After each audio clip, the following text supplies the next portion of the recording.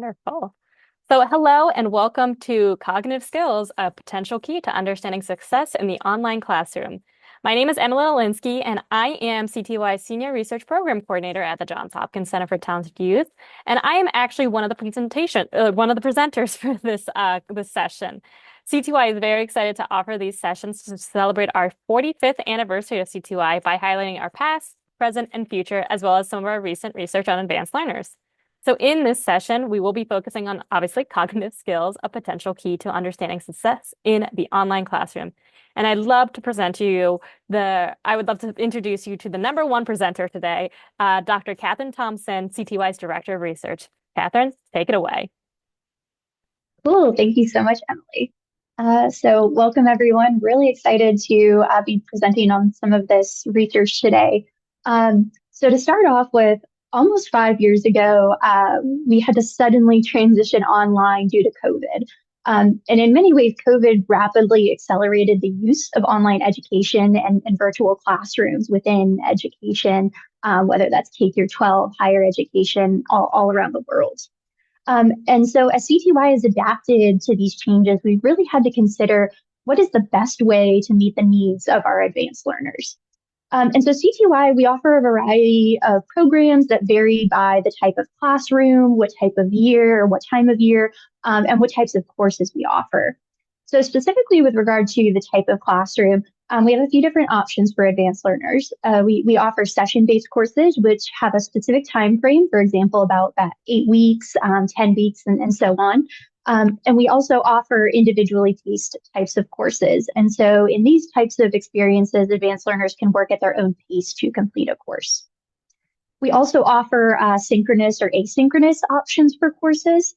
And so students can either choose a class where they are able to meet in a synchronous session with instructors and other advanced learners within that course, or they can choose an asynchronous option where they don't actually have to meet face-to-face or in a virtual sense with the instructor and other students throughout that course. And so CTY, we also offer different courses throughout the year, so whether it's summer as well as throughout the school year. And then finally, we also offer courses in a variety of domains like math, science, writing, as well as humanities, reading, or writing courses. So there's a lot of different options that CTY provides to our advanced learners, but we're really interested in thinking about what causes students to select certain types of programs. And this likely depends on many different things. Specifically, students and parents, they might have different motives or motivations to enroll in a type of course. Perhaps they, for example, want to learn more about the content area itself or improve their skills in that area. And perhaps even further down the line, they want to pursue higher education or college degrees in those areas. So they want to get a sense of, do I like this course? Can I learn more about it, because they're very interested in that subject matter. Another option could be perhaps that they're just interested in trying out a new course. So some type of material that they haven't, learned before and that's not available in their typical school or curriculum. So there's a lot of options and reasons why students might enroll in CTY courses, but we're curious to see what is the exact cause of that, or can we try and explain why students are enrolling in certain types of courses as opposed to others. So how do we know what is right for any given learner or any given advanced learner? And that is the exact purpose of this current study. So specifically, we're interested in seeing whether fundamental cognitive skills, things like working memory, executive functioning, spatial skills, or spatial reasoning, can help us to best guide learners to the right opportunities for them, where they're going to exceed and enjoy their time at CTY. Additionally, we want to make note here that instructors use these cognitive skills tasks to understand advanced learners, improve their curriculum, and really try and tailor to the needs of advanced learners. And so we're really curious to see, since instructors are curious about this, could we use these cognitive skills to really characterize and create a blueprint almost of advanced learners to understand their needs? So within the field of advanced learning, we generally need some more evidence on differences among our advanced learners especially with regard to cognitive skills. So in the past, the field has used cognitive skills tasks, for example, things like IQ tests, or intelligence tests, to simply identify advanced learners. So that is, can we differentiate among students to determine whether they would benefit from different acceleration or enrichment types of programs? So really, before it's been focused on identification methods and just identifying advanced learners. But for this purpose, we were curious too, though, how can we characterize the skills of advanced learners or characterize the cognitive skills of advanced learners? And so specifically in this study, we wanted to examine whether there is variability in the cognitive skills of advanced learners. So how do they differ within our population or sample of advanced learners here at CTY? And then also, could we explain this variability or can this variability be explained by participation in certain types of courses or even performance and satisfaction in these types of courses? So what are our main research questions? And so we were really interested in seeing, can we find the cognitive fingerprint for different online learners? So that can we predict a selection of different types of courses that advanced learners would enroll for? And further, do these cognitive skills, do they predict performance and satisfaction in CTY online courses? Previous research indicates that certain cognitive skills, such as spatial skills, are very predictive of success in STEM courses, math, science, math, technology and engineering, and those types of courses. So we really wanted to examine whether those relationships, or were there any links to cognitive skills to certain types of courses, and more specifically, how well those students do in the course and how much they enjoy their experience within the course. So here is what our vision of a cognitive fingerprint for a student would look like. And essentially, this graphic, it provides a recommendation to the student based on their cognitive skills. So specifically, a recommendation for a type of course that they might enjoy or succeed in based on those cognitive skills. And really the goal here is to match advanced learners to programs where they're going to succeed and do well in those courses based on those fundamental cognitive skills. So here in this specific blueprint, for example, we see that this student, they have a pretty high likelihood of succeeding in their mathematics course or in some type of mathematics course. And this is followed by computer science and engineering types of courses, or maybe more of a physical science type of course, like a biology or a chemistry type of course.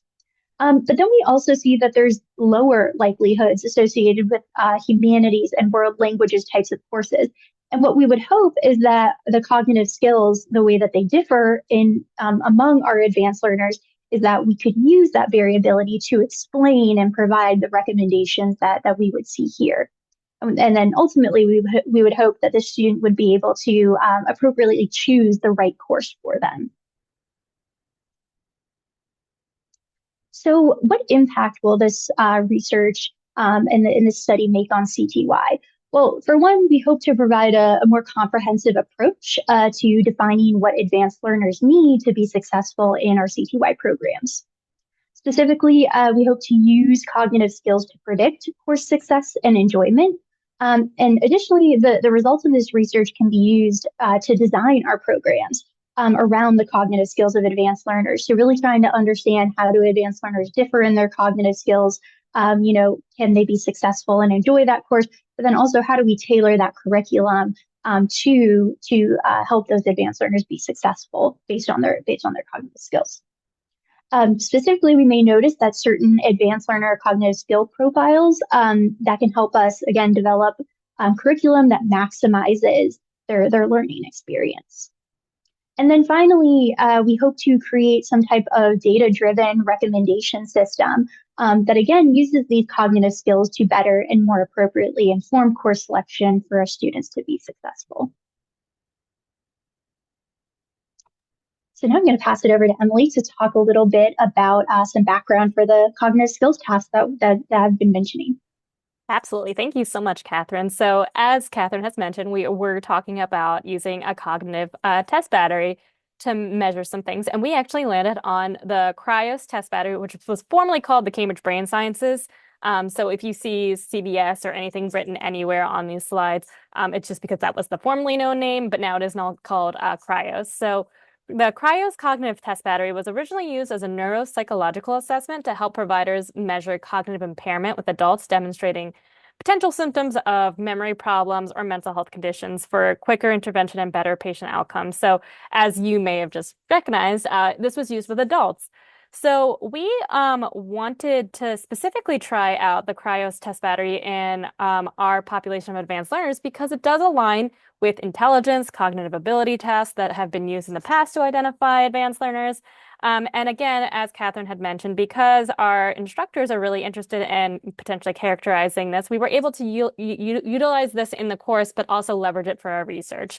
So it was originally put into the course as a way of helping instructors better characterize the units, their learners, but we were again able to leverage it for our research. So, um, the Cryos test or cognitive test battery is a web-based assessment. So I will be showing a little bit of that in the next few slides, but it is designed in a way that is kind of supposed to be more like a game. So it's supposed to be more enjoyable and a much more engaging experience. And the instructions are very easy to follow. So we thought it was a really great opportunity and a great source to use with our population, just because again, it's not a traditional quote unquote standardized test where students have to sit and it's, for lack of a better term, boring. We also wanted to use the Cryos because the cognitive test battery with our population, because it does overlap with some of our traditionally used school and college ability tests, because of that overlap with the numerical and re verbal reasoning. So here is a list of all of the tests. There are 12 tasks on the Cryos cognitive test battery, and the tasks are developed to map out into multiple domains. So as you can see, we have identified executive functioning, working slash short-term memory, and spatial reasoning. So Cryos has also mapped out these are similar domains as well. But there is also a component of verbal reasoning included. So that is where the other in the column lies. But yes, as you can see, there are the 12 tasks here. For executive functioning, we have double trouble, feature match, grammatical reasoning, odd one out, spatial planning.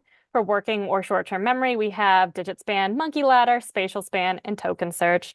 For spatial reasoning, we have feature match, monkey ladder, paired associates, polygons, rotation, spatial planning, spatial.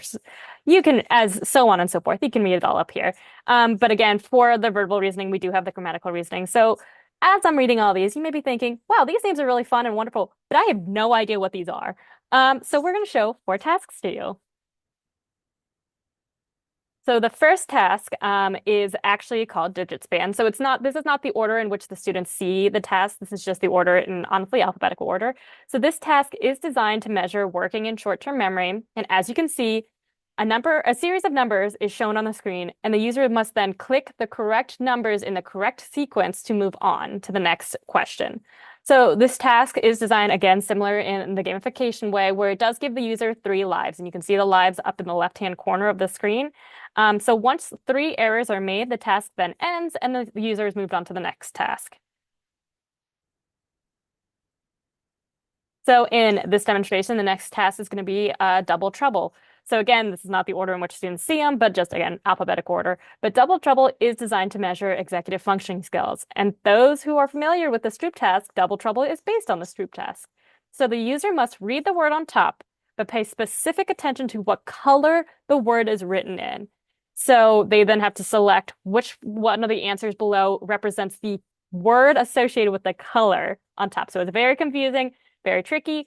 But this one is a time task. So after 90 seconds, the users then moved on to the next task. So the next task that we're going to be showing is feature match. So this task is designed to measure executive functioning and spatial planning. So in this task, 2 boxes will appear on the screen, and the user must look at the shapes in each of the boxes and determine if they are the same or if there are differences between these 2 boxes. So the user for this one has 90 seconds to complete the task before moving on.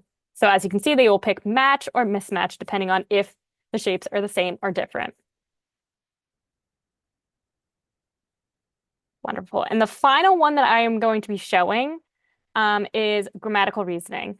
So this task measures executive functioning as well as verbal reasoning. So in this task, the user is shown two objects and a statement above those objects. And the user must determine if the statement above reflects the relationship between the two objects below.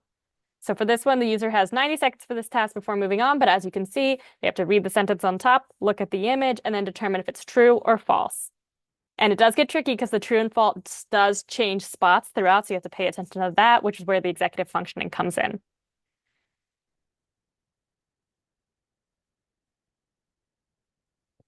So we would love to share videos for all of the 12 tests because, again, some of the names are not as clear as what the tests are going to be measuring. But for the sake of time, we are going to move on. But if you are interested, please follow the QR code on the screen to the Cryos Cognitive Test Battery website, where you can learn more and see all the other tasks. So after we kind of decided on using the Cryos Cognitive Test Battery, we needed to think about how we were going to use it and what other sources of data we would need. So we decided that the best course of action would be using the fact that we were already embedding cognitive skills test batteries into our online courses. And so we wanted to leverage them for research. So we were already going to do it, so we might as well just do it for the sake of research as well. So we put it in all of the active CTY online courses at the time, including our problem-based or project-based learning courses and the live online courses. And those are just specific CTY courses. The live courses have some components of asynchronous and synchronous class time, so a little bit different. Catherine kind of explained a little bit more earlier. But for some additional sources of information, we decided to collect data on the selection of courses that students were taking. So if they had taken previous courses, what courses they were enrolled at that point, and all of that jazz, as well as the course completion rates, measures of satisfaction, and overall markers of performance. And all of these were already in the course, so we just had to, again, leverage what we already had, which was great.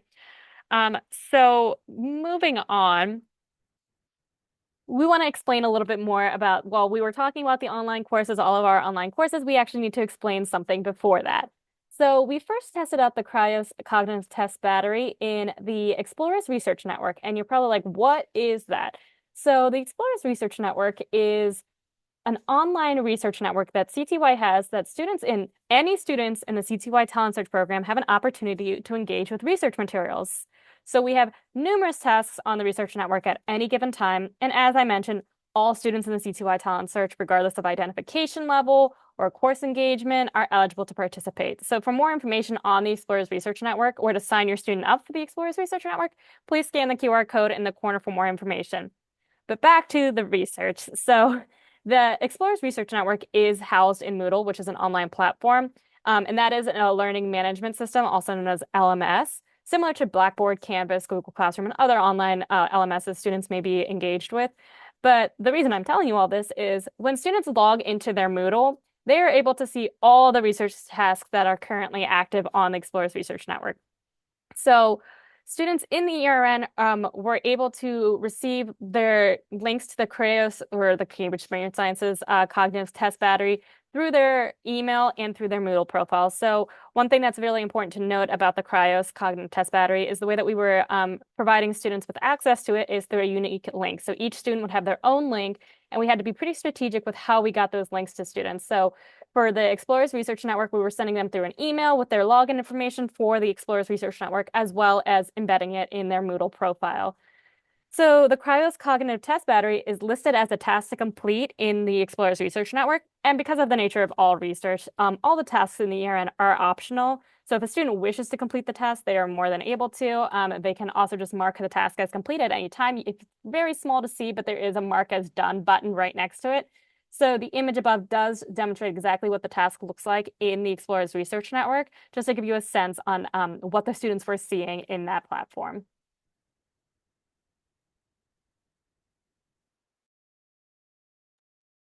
Okay, cool. Thank you, Emily. Um, so before addressing the course's success aspects of our project, we first needed to examine these cryos cognitive skills tasks. And in previous literature, the cryos tasks, they've really seldomly been used in K through 12 students, especially for advanced learners, and well, specifically not for advanced learners. So really, it's important for us to collect some evidence to support our score interpretations from these tasks. So to do so, we first examined data from students who were a part of the Explorers Research Network. So in the in the previous slides, we kind of talked a little bit about the dimensions that make up those cognitive skills, things like spatial skills, working memory, and executive functioning. And we'll kind of get a little bit into that now. So we again have a total of 12 cryos tasks, and we think that many of them map onto these different types of skills. So, for example, as Emily described in the digit span task, we hypothesized that this would be more related to some type of memory type of component or factor. This task, as well as things like, or other tasks like token search, paired associations, spatial span, and monkey ladder, are all aligned to that memory component. And so we hypothesized that scores on those tasks are due to a student's underlying or latent working memory. So to get a better sense of this underlying structure of the cryos task, we first wanted to explore the student responses to those tasks. And so we had a little bit of literature, again, in the K through 12 space, as well as some of Cryos' other studies and our proposed, mapping and alignment of tasks to certain latent constructs. So we had a bit of that information. But again, it hasn't been used in the advanced learner space, so we really wanted to get a sense, of the structure of it and better explore it. So again, the ultimate goal of this first exploratory analysis with the Explorers Research Network is to get a better sense of the number of factors or latent variables that correspond to the items. So first, what I did is in these analyses, I just took a look at some basic descriptive statistics. And anytime we're evaluating how good a test is, we want to look at a few different things. And so the first is reliability. And in this specific situation, that is the consistency across our item scores. So across double trouble, odd one out, spatial span, so on all the way down to monkey ladder. We want to see our students responding in similar ways across the items. So for example, within a single student, if a student responded to double trouble and they received a really high score, did they also respond or receive a high score for odd one out, grammatical reasoning, paired associations, and so on? So we're really looking at the relationships across the item scores or within students. So that value is calculated using a bunch of different correlations within or relationships across all of the items. And generally what we're looking for is this coefficient alpha of higher than 0.7. And in this case, we had a value of 0.81. So it was pretty good. It had adequate internal consistency of those test scores. One thing that we can also look at is if we removed each of the items from a total score that's calculated in this analysis, what would happen to that coefficient alpha? And what we would hope is that the coefficient alpha, if that item is deleted or removed from the analysis, we hope that coefficient alpha would be smaller. And in most of the cases and in most situations, we do see that. So for double trouble, for example, if we remove double trouble from the analysis, that internal consistency would decrease to 0.79, which is giving us some evidence that there is internal consistency or it's contributing positively to some way in the way that we're going to interpret those scores. Now, the one that really kind of was a little bit more problematic was odd one out. Now, it didn't necessarily decrease or drop our coefficient alpha to a lower value than what it is with all of the items. It stayed at 0.81, but it still stayed there. So it might not necessarily be contributing anything of interest to us. Another measure that we can take a peek at is this correlation with total. You might also hear it as a point by serial correlation. And basically here what we're doing is we're summing all of the item scores across all of the items, the scores, and then we're examining what is the relationship between the student is responding to a task and their total score. And with these, typically we're looking for a value greater than 0.3. And so with the odd one out, we saw it was about a value of 0.21. So it had a positive relationship with total score, but it could have been stronger. So this is giving us some indication that odd one out may not be useful to us whenever we want to, make interpretations about a total score or an overall, statement about students' cognitive skills. So that was the first pass. Then what I did was a exploratory factor analysis, which I had started to talk about on one of the previous slides.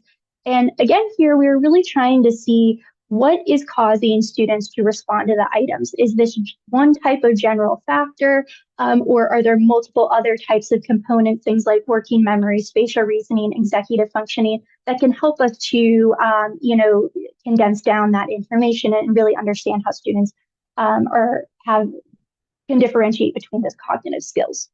So I'm not going to go into so much detail with each of these statistics on the left-hand side of the screen. They all provide evidence for the number of factors or the number of these different dimensions that could make up the cognitive skills battery or components here. And so within this table on the right-hand column, we have this factor one. And basically what we're looking for here is it's similar to before, anything above 0.3. And these values, they're not necessarily the relationship or the correlation between that item score and the total score, but here they're really telling us how strongly related are these tasks to this underlying factor that we're trying to estimate. And for those a little bit more interested in the statistics behind it, we're basically figuring out what is all of the variance that's shared across all of these items and creating one single factor that really kind of maximizes the shared variance across all of these tasks. So with this first factor, it's explaining with that one factor, we've explained about 27% of the variance across those items. That's the shared amount. But what's helpful with most of these statistics is comparing it to other types of models. So here we have our one factor solution, which we could say generally across all of these cognitive skills tasks align to one general cognitive ability. But we also could think about it in terms of different factors. So here I then examined specifically in the next couple slides. Whenever we have multiple factors, I used what's known as oblique rotation. And so those factors, we can actually see what is the relationship between the two. And I'll just say for again, those who are a little bit more statistics inclined, this isn't a great representation of what is actually going on in the model. But it is just for illustration purposes here to show how the items are aligning to certain factors. And again, we have this first factor and this second factor. And so we see that double trouble and the items or the values in bold kind of indicate that that is the highest factor loading or the highest value that is associated with the factor. So for double trouble, for example, we have a 0.45 with factor one and a 0.31 with factor two. So we would say that this double trouble item it more highly aligns with this first factor. We also see that with ones like odd one out, spatial planning, grammatical reasoning, as well as feature match, rotations, and polygons. And that one, it's, I called it spatial reasoning just because there are, kind of some fluctuations with executive functioning as well in there. But generally we'll call it spatial reasoning for now. And then with factor two, the digit span, token search, paired associations, spatial span, and monkey ladder all really aligned more to a second factor that I called memory. And I should say here that I am the one calling them these different factors. So really the output here is just giving me a factor one, factor two, and I'm making that interpretation about how to name those factors based on previous literature, and data that we looked at from Cryos and other sources. But again, odd one out, we typically are looking for a value greater than 0.3, and odd one out across both of these factors isn't really showing that it's strongly related to any of these two factors. Now here, if I go back to the previous slide really quick, what we're looking for is pretty small values. So any value that shows the smallest across any of these models indicates better model data fit. Which then would allow us to champion or provide support for a certain type of model. So here we see that those values are about 0.05 for RMSR, and then RMSEA 0.05. And here they did decrease a little bit. So they went down from 0.03 also 0.03.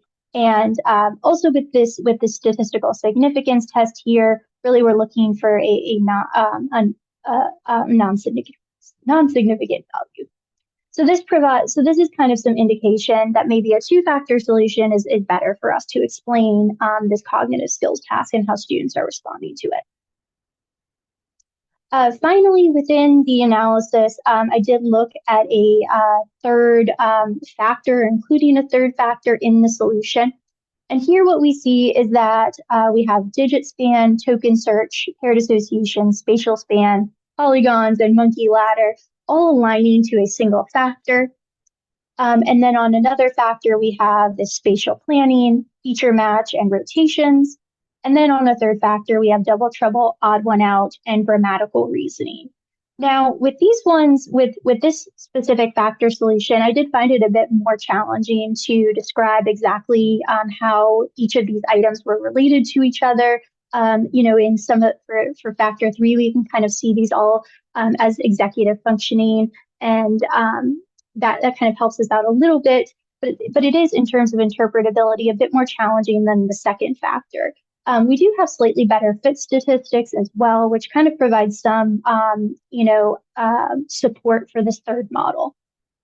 However, overall, based on some other statistics that I took a peek at, this two-factor solution with spatial reasoning and memory tended to, kind of outshine the other factors. And so again, we saw that three-factor solution, it looked pretty well. But when looking at some of the statistics again, there was little variance explained above and beyond that third factor. And so for that reason, we're really thinking about this two-factor solution. Additionally, one thing that I want to mention is that with this odd one out cognitive skills task, it did have some poor properties. It didn't have a strong relationship to these latent factors that we're estimating, and removing it did result in better coefficient alpha or internal consistency. And so for now, we'll think about the two-factor solution and consider as well the three-factor solution for our next analysis.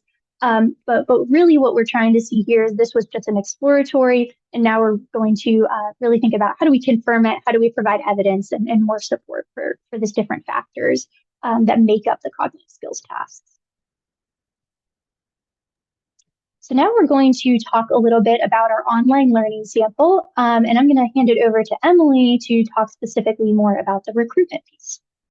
Absolutely. Thank you again, Catherine. So after we put the Cryos cognitive test battery in the Explorers Research Network, we were able to officially go ahead and embed the battery into our online courses. We felt comfortable with the fact that it was working the way it was supposed to work. Again, we were already planning to put cognitive test batteries into the online classes, so this just worked really well for us. So the first thing we tried to do, though, to get students their links, because again, every student had a unique link that each student needed to have, is we started by emailing the unique link to the tasks to each student enrolled in an online course. That didn't work very well, so we then switched and modified into inputting the actual link in the student's Moodle profile. So the online classes also use the LMS Moodle. It is a different Moodle than the Explorers Research Network, but it is we were able to do the similar structure where we put it into the unique link into the Moodle profile. So that worked really well for us because as we then decided, unlike the Explorers Research Network, there are tests that are required in online courses. So we wanted to be very, very clear that when we put the course, when we did put the Cryos test, cognitive test battery into the courses, it was listed as an ungraded, non-graded assignment in the course. So it did not impact any grades, any completion, any of that. But it was listed as kind of like a reminder to students that this is an opportunity that they could take. If the student did not feel like taking it or anything like that, students had the option to just mark the assignment as complete and move on. So again, there was no nothing that we like forced the student to complete or anything like that, but it was listed as an ungraded assignment in the course so that the students had the opportunity to complete it. And in the course description, I do not have the actual description on the screen, but what you see here on the screen is how the link was shared in the Moodle profile.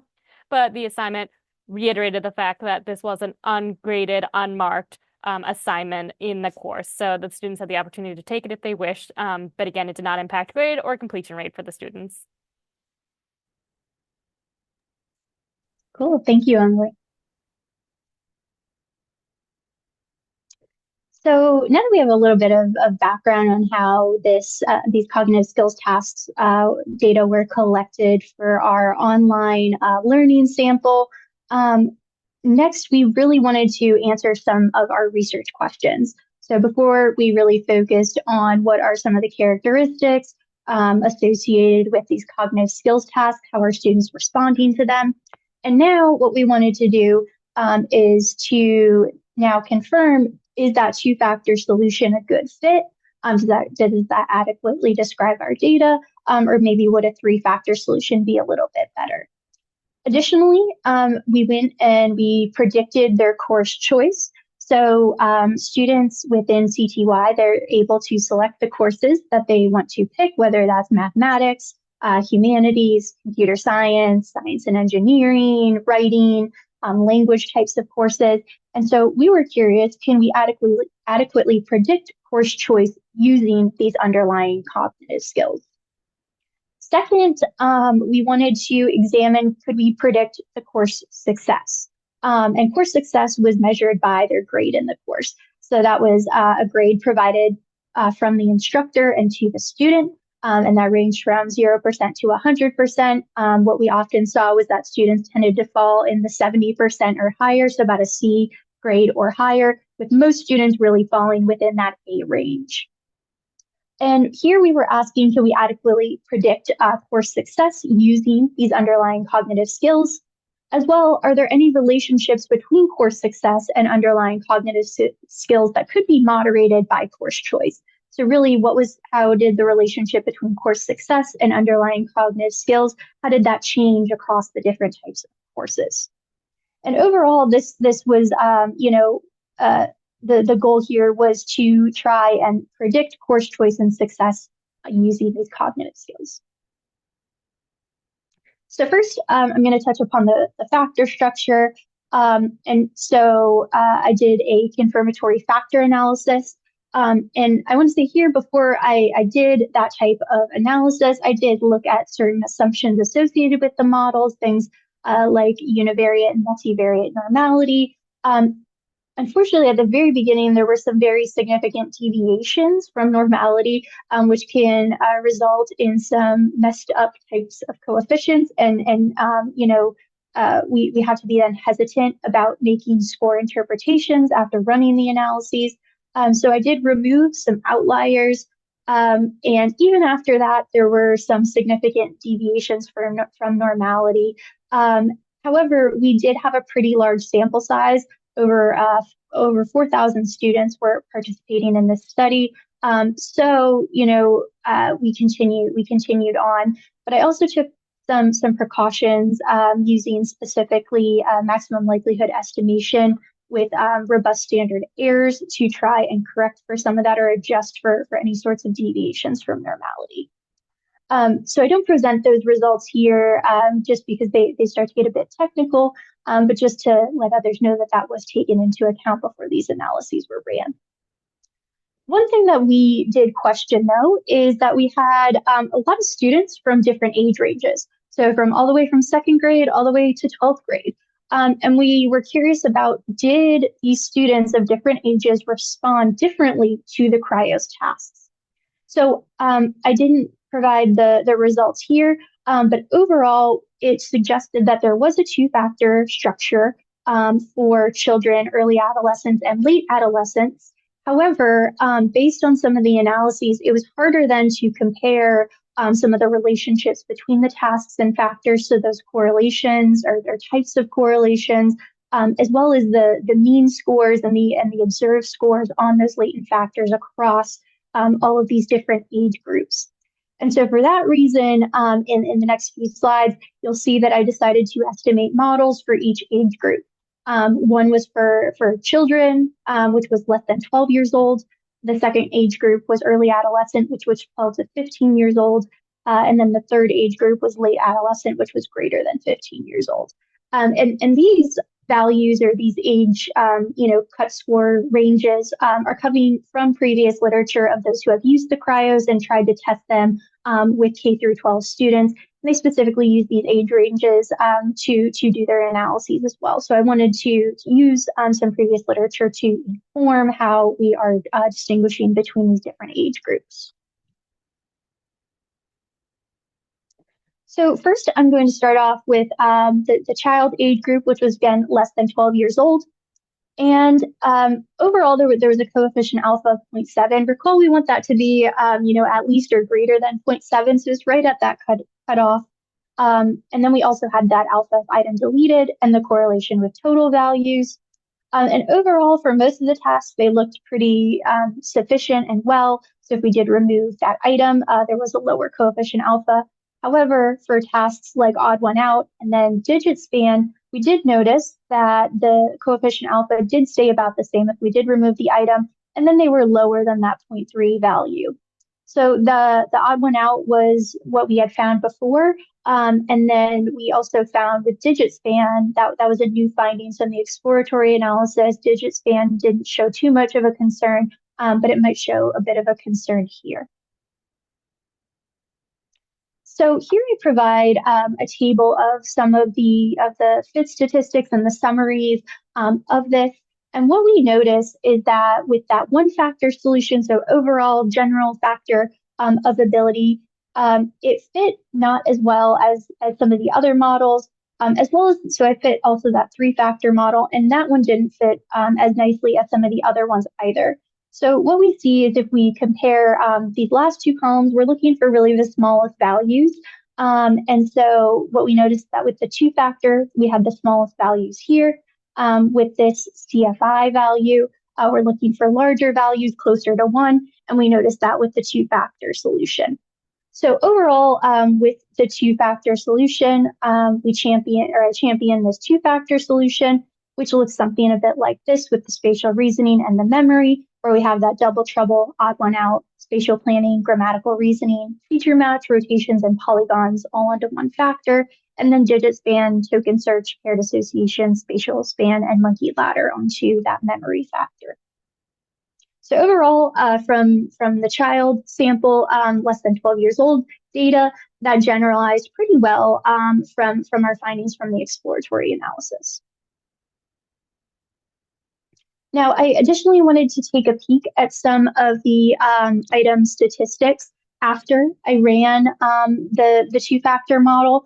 And so typically what we see is that with coefficient alpha, as we decrease the number of items, it will naturally go down. As we increase the number of items, coefficient alpha will go up. So just naturally taking away some items will decrease it. So it is below that 0.7 value, which is pretty typical for creating these types of subscale scores. But what we noticed here is that, again, odd one out is showing some concerning patterns. Specifically, whenever we removed it, it actually increased the coefficient alpha from 0.6 to 0.61. And then the correlation with the total was 0.29, which was below that 0.3 threshold. So overall, odd one out may be something that we need to take a look at later on. With regard to the memory factor, this had another coefficient alpha that was pretty low, pretty typical though whenever we're creating subscale scores. And what we noticed is that with the digit span, whenever we took out this item and recalculated coefficient alpha, it was about 0.58, which was greater than this original coefficient alpha of 0.57. As well, the correlation with total was about at that 0.3 threshold. So there is some evidence there that digit span is, not positively contributing to this specific factor structure here. Next, I looked at the early adolescent age group sample, which included students from 12 to 15 years old. And overall, the coefficient alpha was pretty good, so that a value of about 0.73. However, we are again seeing that odd one out and digit span are still having, some not so great values here. So again, took a look at some of the fit statistics associated with these different models. So similar from the exploratory analysis, looking at the one factor, two factor, and three factor. And overall, the RMSEA, the SRMR, were pretty small, as well as the CFI, which was the largest among these. So overall, we decided to champion this two-factor solution here, which again represented the spatial reasoning for these tasks and then memory for these tasks. Similar to the child sample, I looked at the coefficient alpha values. So whenever we broke it down by the spatial reasoning and memory factors, we had about a coefficient alpha of about 0.63. The odd one out, it didn't necessarily decrease when we removed it from that calculation, but it still stayed about the same. And then the correlation with total was less than 0.3. So there is some indication that these that odd one out might not necessarily be positively contributing to our interpretations of these scores later on. Then we also have memory, and here the coefficient alpha was 0.64. What we did notice is that digit span, it didn't stay consistent with that previous child in the child sample type of pattern. So overall, all of the items looked like they were pretty internally consistent or providing information relevant to that internal consistency. Then we moved on to the late adolescent sample or group, which was students who were greater than 15 years old. Here, odd one out, as well as digit span, they were still showing, kind of similar similar concerns as we saw before. Specifically with odd one out, it was the coefficient alpha was increasing once we removed it, but digit span was staying about the same.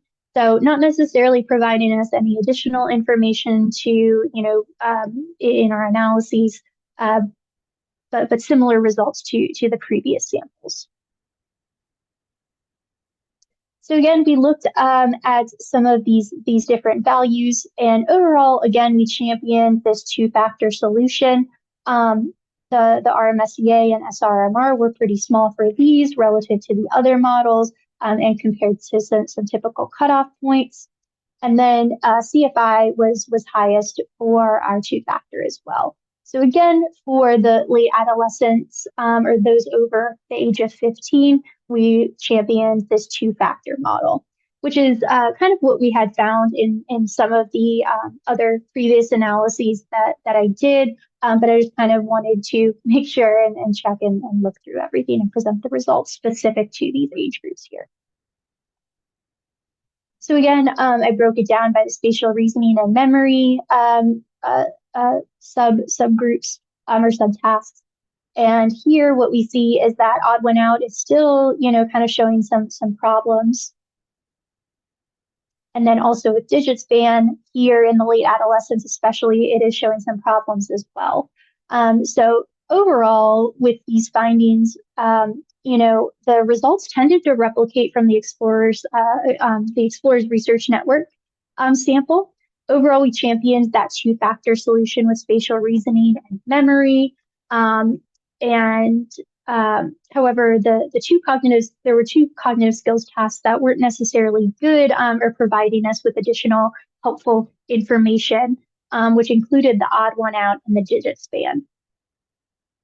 Another important thing to note here is that the two-factor solution, it fit across those age groups, which was pretty interesting. So the way that we are able to calculate the total scores for spatial reasoning and memory, that provides some evidence there.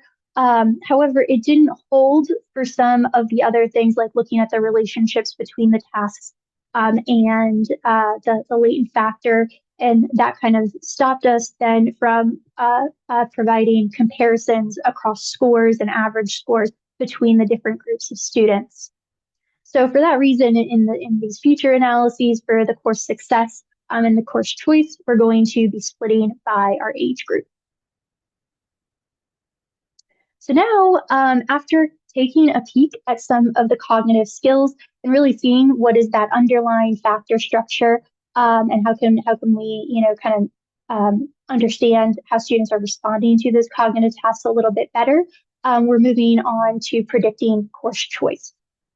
And so again, students predicted course choice or predicted, they selected the courses that they wanted to take within CTY. I think something that is important to note here is that when they are choosing the courses, we have students who have taken a lot of different courses. So, we stuck to the course that they took within this Cryos online learning study.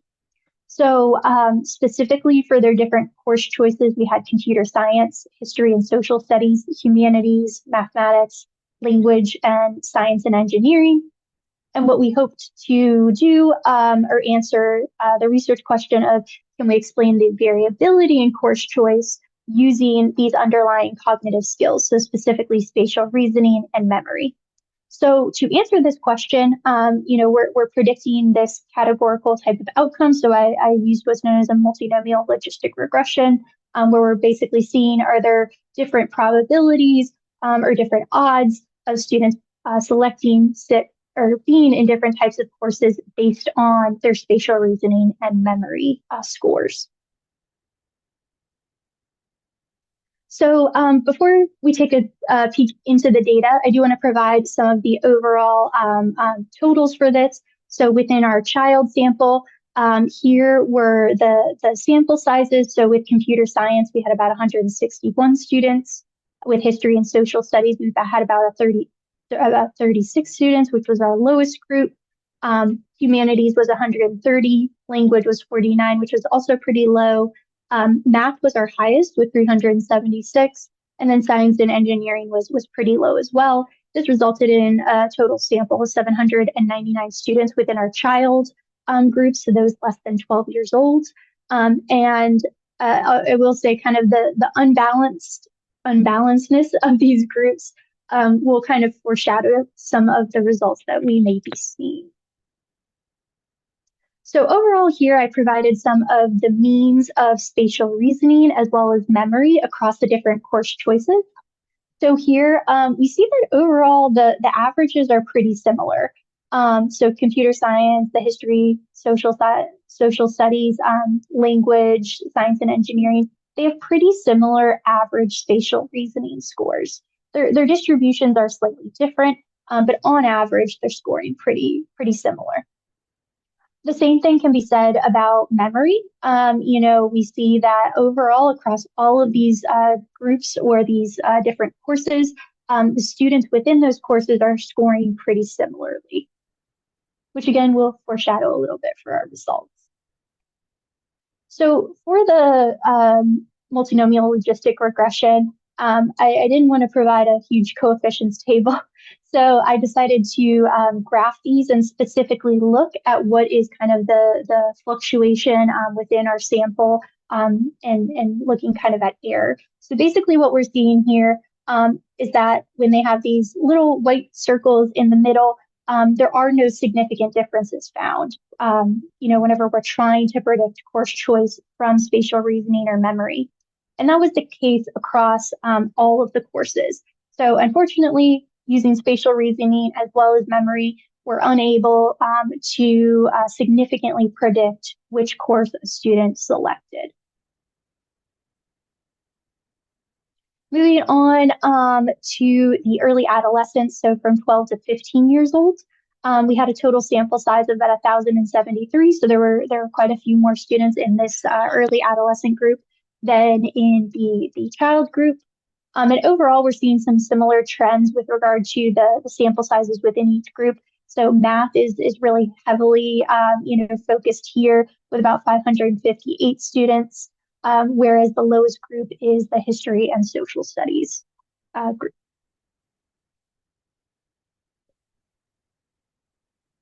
Now, with spatial reasoning and memory, again, we're seeing pretty consistent averages across all of the course choices. So, for example, those in the computer science course, these scores are at about a mean of 0. So they're scoring pretty similarly across all of these values or across all of these courses. Similar with the memory, we're not seeing too many differences. The distributions are a little different. For example, this math course has quite a few outliers here, which I handled before doing some of these analyses. But overall, on average, the courses are scoring pretty similarly, or the students in the courses are scoring pretty similarly across spatial reasoning and memory. Now, similar to with the child course, we don't really see much of a difference in terms of trying to predict course choice from spatial reasoning and memory. None of our coefficients were statistically significant. And then finally, for course choice and those greater than 15 years old, what we notice here is that, again, there's quite a few math students, 409 in total, and then some pretty low ones for language as well as humanities. But in total, we had a sample size of about 855 students in this analysis. So here, with course choice by spatial reasoning, again, we noticed that there are some pretty similar averages.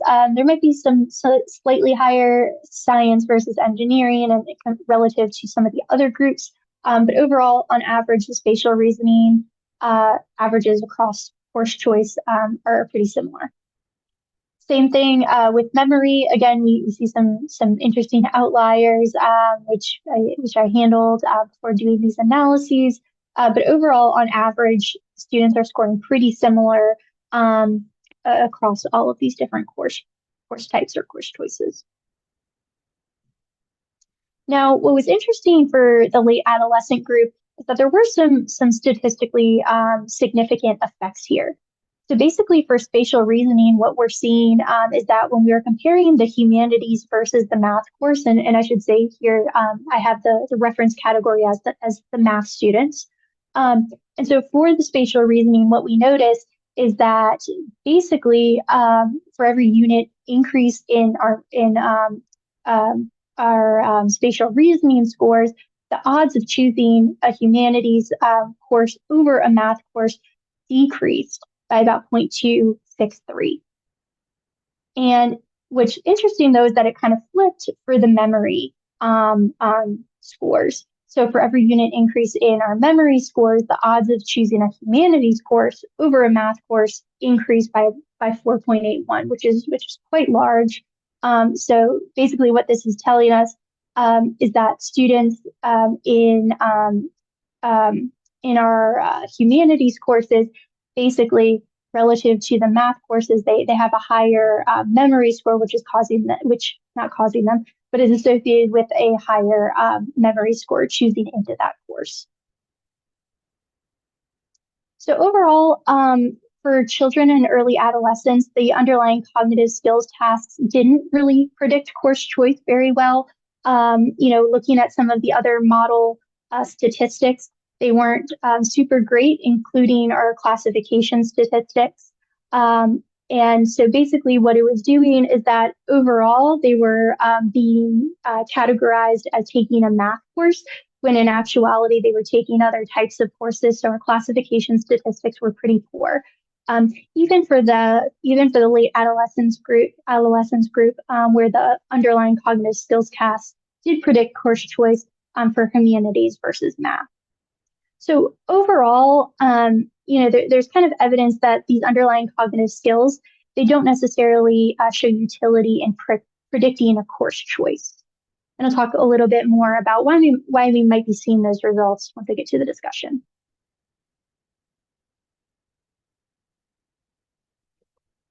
But next, we're going to talk a little bit about whether we can actually predict course success. So not just their interest in the course or which course they were taking at the time of this study, but how well they actually did in the course itself. So the research question here was, can we explain the variability in course success using underlying cognitive skills, things like spatial reasoning and memory? And again, course success was defined as the course grade. So the instructor assigned grade within the course, and this was on a scale of about 0 to 100%. However, all of the students fell within 70% or higher, where most students were really falling into that A category of 90% or higher. So in order to predict course success from spatial reasoning and memory, I used just a typical multiple regression. So here I provide some of the coefficients. It's important to note that math was the reference category. The reason I'm choosing math here is just that they had the largest sample size, but that is our reference category here.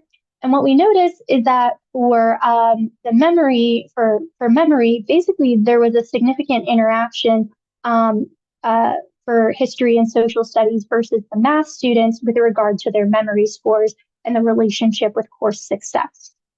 And before I go into detail here, I do want to point out some of the statistics. So this model overall, we're looking at this R squared value, which is a variance explained. And so we're trying to predict or explain the most amount of variance that we see in course grades. We're really only able to predict about 2% of the variability that we see in our course grades, which is not significant. Neither really practically significant. So although we see this significant effect here, overall, the general model itself is not really providing a predictive utility for course grade. So when taking a deeper dive into this interaction, basically I was looking at the memory scores relative to the course grades. And seeing whether that relationship differs across the math and humanities courses. So what we see here is that for the math course, we see a positive relationship between memory scores and course success, whereas with the humanities courses, or the students in those courses, we saw a negative relationship between memory and course success. So basically, there's differing relationships between their course grades and memory. And specifically, as memory increased, we also saw a increase in course grades, whereas with the humanities, as memory decreased or as memory increased, we saw a decrease in course grades.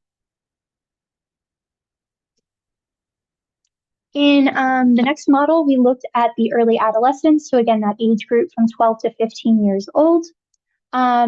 Overall, there was one significant effect, which was examining memory or the relationship of memory and course grades with the science and engineering versus math students. And overall, we explained about 3.2% of the variance in course grades. That was statistically significant, but if we think about it in terms of practicality, that 3% might not necessarily be super significant there to predicting course grades or the variability in course grades. But I am going to explore that interaction a little bit in greater detail. So here we see that overall for math students, there is a positive relationship between memory and course grades, similar to what we saw with the child sample. But on average, as memory increases or as memory cognitive skills increase, we see an increase in course grades for our math students. Whereas with the science and engineering students, we actually see a negative relationship. So as memory increases, we actually see a decrease in course grades. Finally, for our late adolescent sample, we had a couple different significant effects that included some interactions. So here we have the history, social science, or social studies relative to the math courses, and specifically the spatial reasoning versus the course grades, or the relationship between those two was different for history and math students. And then also we had a significant effect for history and social studies students with the memory as well. So similarly with the spatial reasoning, memory was also differentially related to course grades when we were comparing history and social studies students to math students. And overall, whenever we look at the predictive utility of this model, there's still a pretty small amount of variance being explained here, only about 3.3%, and it is significant, so that p-value is less than 0.05. However, in terms of practicality, again, 3% isn't a huge amount. So looking a little bit deeper into these interactions, what we see is that for math, it's actually a negative relationship, or a pretty small relationship here. So for spatial reasoning versus course grades, for the math students, as spatial reasoning increases, course grades slightly decrease. Whereas with the history and social studies students, spatial reasoning, as it increases, course grades do increase. Now, whenever we look at memory and the relationship between the memory scores and the course grades, what we notice here is that for math students, we see a positive relationship. So as memory scores increase, we see a increase as well in course grades for our math students. But then for our history and social studies students, for memory, as it increases, we see a negative or a decrease in course grades.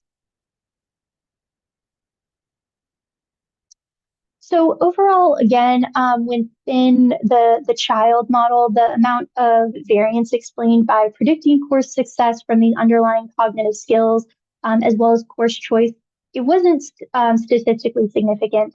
So we weren't really explaining a large amount of variance in course grades using the underlying cognitive skills as well as course choice. There was a significant effect, specifically this interaction, which showed the relationship between memory and course grades between the math and humanities students. Specifically, the math students were showing a positive relationship with memory and course, whereas the humanities students were showing a negative relationship. But again, overall, in terms of predictive utility of this model, it wasn't great. With regard to our early adolescent sample, the amount of variance explained by predicting course success from those underlying skills and course choice, it was statistically significant, but it was only about 3% of the variance in course grades that we could explain that we could attribute to the underlying cognitive skills and course choice. So from a practical standpoint, it wasn't super great at predicting course success. Now, specifically, we did find some significant interaction, here. And so the relationship between memory and course grades for math students and science and engineering students was pretty different. For math students, there was a positive relationship, and whereas for science and engineering students, that was a negative relationship. Now, for our late adolescent sample, also the amount of variance explained, it was statistically significant. However, it was only about 3%. So from a practical standpoint, not a huge amount of variance in course grade that we can explain from the underlying cognitive skills and course choice. However, we did see two significant interactions here, which I thought were interesting. So basically the relationship between spatial reasoning and course grades for math students was negative, where it was positive for history and social studies students. But then whenever we looked at memory, we saw the opposite pattern. So the relationship between memory and course grades was different than that of spatial reasoning. Specifically for math students, we saw that there was a positive relationship between memory and course grades, and for history and social studies students, there was a negative relationship. So getting a little bit into what all of these results mean, why we're seeing some of these results, and how we can apply it within CTY to inform programmatic changes and really meeting the needs of our advanced learners. So overall, just to reiterate some of the results, we championed this two-factor solution across all of our age groups, which contains spatial reasoning and memory. Now, this was slightly different than previous cryo studies that focused on a K through 12 sample. In some of those previous studies, they found a one-factor solution for the cryo's cognitive skills tasks for the child sample, but a two-factor solution for early and late adolescent sample. So, that might be some indication that when we're looking at advanced learners, there's a different factor structure or way to explain some of the responses to those cognitive skills tasks. Additionally, in that previous study, they used some other types of external measures that weren't used in the cryos, which could also potentially be influencing the results here. Additionally, the odd one out and digit span, they didn't have the greatest psychometric properties. So in our exploratory analysis, we saw that odd one out wasn't a great item. But then whenever we went into our confirmatory analyses, we saw that both odd one out and digit span had some pretty poor psychometric properties. Overall, they both shared weak relationships with their totals, with the total scores, some weak factor loadings. And if we did remove them from those models, I did some sensitivity analyses behind the scenes, but basically it did result in some better model data fit statistics. So in the future, we might want to consider removing these two tasks from our test, just because they don't really have strong contributions to those latent factors. Additionally, so we found that that two-factor solution fit across those groups, but we found also, or I also found evidence against comparing specific scores and averages between children, early adolescents, and late adolescents. So really, we need to further explore some of these discrepancies and kind of see why they're happening. Perhaps it's due, to just cognitive developments within the aging process. But then also we can take a peek and see if there's any sort of demographic variables that we could include in our analyses to see some what's known as differential item functioning. So we could look at that across age, and then again also some demographic characteristics and see maybe there's certain groups of students who are responding in certain ways to the cognitive tasks that are different than other groups of students after controlling for their scores on the cognitive skills tasks. Some additional analyses to support the use and interpretation of these cryos cognitive skills tasks, specifically with advanced learners. I think it would be really interesting to differentiate between different CTY identification levels, seeing how those CTY students respond differently to the cryos or the cognitive skills tasks based on whether they show emerging identification, CTY, or advanced CTY identification. And more specifically, we could even get into some of the quantitative versus verbal different identification categories. So that could be another source of evidence for supporting our interpretations and uses of these cognitive skills tasks in future studies. Whenever we're thinking about course choice, so overall we saw some pretty poor results. There weren't really any significant differences in the probability or the odds of students selecting into a course that we could explain by their cognitive skills. So we did see some small group differences on the underlying cognitive skills tasks across course choice. But again, many of these groups, they were very imbalanced, and some of them were pretty small. And so there wasn't huge confidence in those estimates. Now, I think what's important to note here is that with course choice, students did, they can select into those courses, but the courses that they're actually taking during the time of this study could be different than what courses they're actually interested in pursuing, or the fields that they're interested in pursuing in the future. So course choice, it was kind of a proxy for the interest level of the course. However, the students might be interested in different other types of courses. Additionally, we have information on whether the students completed other types of courses. And I think that would be a really great addition to this, is see not only did they participate in a math course for this specific, cognitive skills and optimizing online learning study, but also did they participate in other types of courses, which then kind of leads into some of the other course success things as well. So with regard to course success, there was some evidence of differing relationships between course success and underlying cognitive skills by course choice. However, I think one of the biggest things to mention here is that those variance explained statistics were pretty small. And so actually predicting whether, students were being successful in the courses was not necessarily great using course choice as well as the cognitive skills tasks. And so, again, as I was talking about before, there's likely other factors that are influencing course success, things like course participation. So, did they enjoy the course? Or not? Did they enjoy the course? But how is the instructor rating the student in terms of providing a grade? So, how often did they participate in the course? And other things that are related to course grade. But then also a student's motivation and or interest in the course could be some interesting sorts of things to look at in future studies. Additionally, with course success, it was a pretty small range of grades. So it went from about 70% to 100%, with most students falling, about 80% of students falling within that A range from 90 to 100%. And so it was really challenging to then explain any sorts of individual differences that we saw within course grade because of that limited variability. So back to this big question of, are cognitive skills a key to understanding online learning?